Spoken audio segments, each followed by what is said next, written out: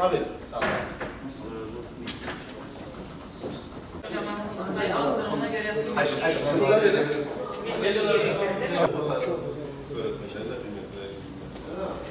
Öğretmenlik Meslek Kanunu beklentileri karşılayacak şekilde çıkartılmalıdır.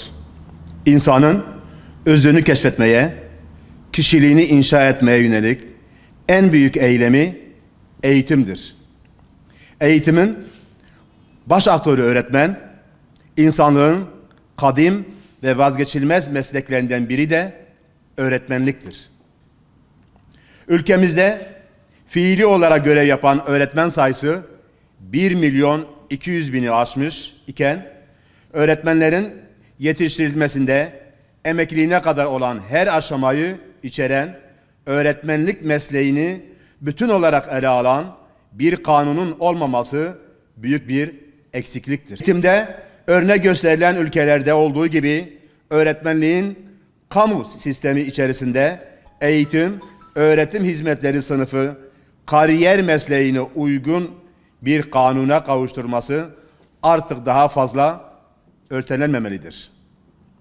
Kanaatimizce öğretmenlerin itibarının daha da artması, haklarının korunması, yönetmeliklerle, genelgelerle oluşan görev, yetki, ehliyet, liyakat noktasındaki dağınıklığın giderilmesi için öğretmenlik meslek kanununun ivedilikle yürürlüğe konulması lazımdır. Öğretmenlik meslek kanununun çıkarılması hedefinde 11. Kalkınma Planı'nda ve Bakanlığın 2023 Eğitim Vizyon Belgesi'nde yer verilmesinin üzerinde 3 yıl geçmesine rağmen ne yazık ki öğretmenlerin mesleklerini, hak ve yetkilerini koruyup geliştirecek nitelikte bir meslek kanunu beklentisi hala karşılanmamıştır.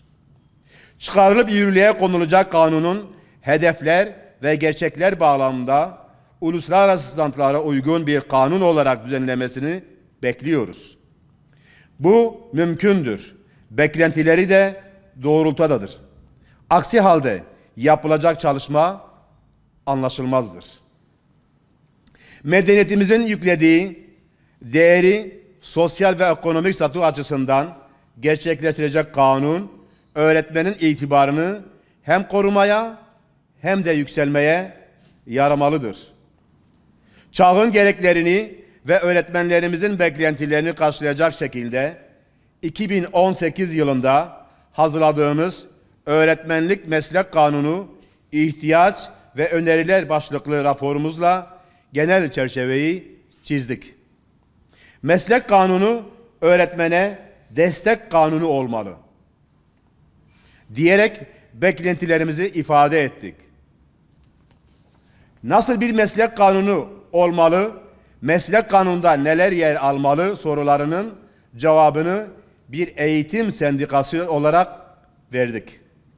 Öğretmenler olarak beklentimiz özlük haklarımızın tanımlanması ve geliştirilmesi, kadrolu, sözleşmeli ve ücretli öğretmenlik ayrımının ortadan kaldırılması, resmi eğitim kurumlarındaki bütün öğretmenlerin kadrolu olarak istihdam edilmesi, mesleğimizde ilerlememizi sağlayacak şekilde kariyer basamaklarının yeniden hayata geçirilmesi, istihdamda güçlük çekilen bölgeler başta olmak üzere zorunlu hizmet gibi zorlayıcı dayatmalar yerine teşvik edici uygulamaların getirilmesi, eğitim kurumu yöneticilerinin eğitim öğretim sınıfı içinde ama ikincil görev olmaktan çıkarılarak müstakil bir kadro olarak düzenlemesi, yöneticilik güç süreçleriyle, geçiş ve statü ile bir pozisyondaki mali, özlük ve sosyal haklarının da mutlaka meslek kanununda tanımlanması,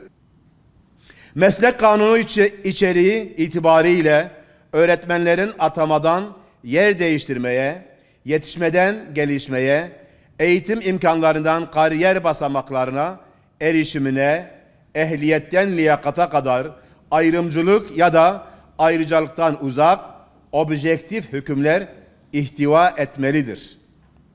Öğretmenin itibarın statüsü, hak ve imkanlarının, fırsat ve yetkilerinin arttırılması, dayanak yapılması gereken bir kanun, mevcudun tekrarına ve statükunun devamına barınak olursa, akıtılan ter de, söylenen sözler de hükümsüz ve değersiz hale gelir. Özellikle meslek kanunundaki öğretmenlerin ve eğitim kurumu yöneticilerinin mali durumunun hak, yetki ve sorumluluklarının hedeflenen amaca uygunca gerçekleştirilmesi umulurken, bütün bunlar kamu maliyesi dengesi, bütçe olanakları ve benzeri bahanelerin arkasına sığınarak geçilecek olursa eğitimde istenilen başarının da meslek kanunundan beklentilerinin de sağlanamayacağını bilinmelidir. Zaman, vaatleri gerçekleştirme, dönüştürme, hedefleri sonuca ulaştırma zamanıdır. Öğretmenin özlük haklarını ve yetkilerini genişletecek, ona destek olacak bir içeride öğretmenlik meslek kanununun çıkarılması beklentisi artık karşılanmalıdır.